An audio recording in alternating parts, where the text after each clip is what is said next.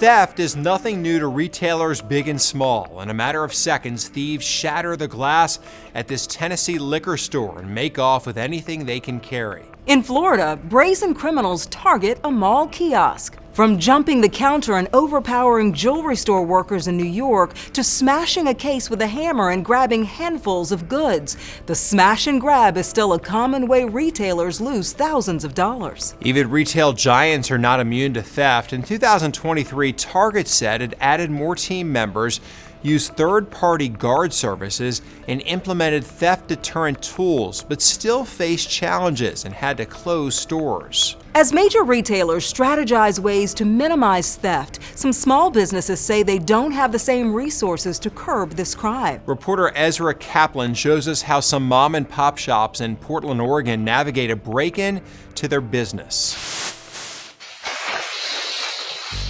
$2,000. That's how much it cost Nicole Whitesell just to board up the shattered window. And that's before you replace the glass. You send that to your insurance, you're gonna get dropped. Whitesell owns the boutique Adorn with 3 locations across the Portland area. It used to be 4, but she closed her downtown store after repeated break-ins. Like, the emotional stress was too much. She also has to contend with the brazen theft during business hours. How do you deal with shoplifting? We could say it's a lost cause. There's literally nothing you can do.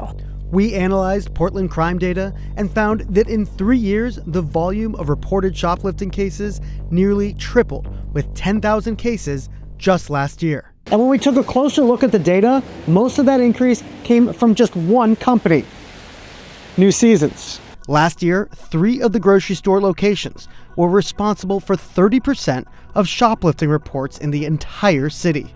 And New Seasons as a whole reported more than half of all cases in Portland. The company declined our request for an interview, but said in a statement that it was aware of its overrepresentation in the city's shoplifting data. A spokesperson wrote that this reflects our deliberate strategy to maintain the safety of our communities rather than an indication we're experiencing more theft than other retailers. Bluntly speaking, that's probably underreporting the amount of crime that's coming out of those stores. Adam Shanker is a former prosecutor who now works on behalf of retailers like Walgreens, Target, Whole Foods, and Fred Meyer. The counties and law enforcement and local prosecutors don't have enough resources to handle all of these cases. In some ways, he is a prosecutor for hire, doing much of the legwork to build a case against chronic offenders on behalf of major retailers. If the system were working better, there wouldn't be a need for me, but it's not. And if the system is falling short for big business, it's completely failing local entrepreneurs. The small business owner who's having a problem with one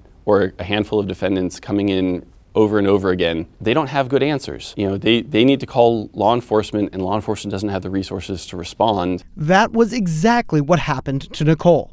After a break-in, she called the police from outside her store while the suspects were still hitting other stores on the street. So if they could just get here, they might be able to catch them. But she was told that there were no officers available. Calls for thefts or burglaries in Portland each have a response time of over an hour. I feel like we're here trying to do the best we can and trying to be a positive impact. And the support for retailers specifically feels very small. When it comes to stopping this kind of crime, Portland police tell us they are on the ground, trying to stop shoplifters in the act. At 8690, I just sent out a possible mail at Home Goods. On a rainy Sunday in February 2025, we joined Portland police on a retail theft mission, where we watched as officers made 19 arrests in just 12 hours. Our job is basically to gather evidence that supports the arrest and refer that to the judicial system. A few weeks later, Portland police seized thousands of dollars worth of suspected stolen goods during an investigation into organized retail theft. Reporting in Portland, Oregon, I'm Ezra Kaplan. Also in February 2025, a group of 38 attorneys general urged Congress to take action against retail crime. They urged lawmakers to pass a bill that would establish an organized retail crime coordination center among federal law enforcement.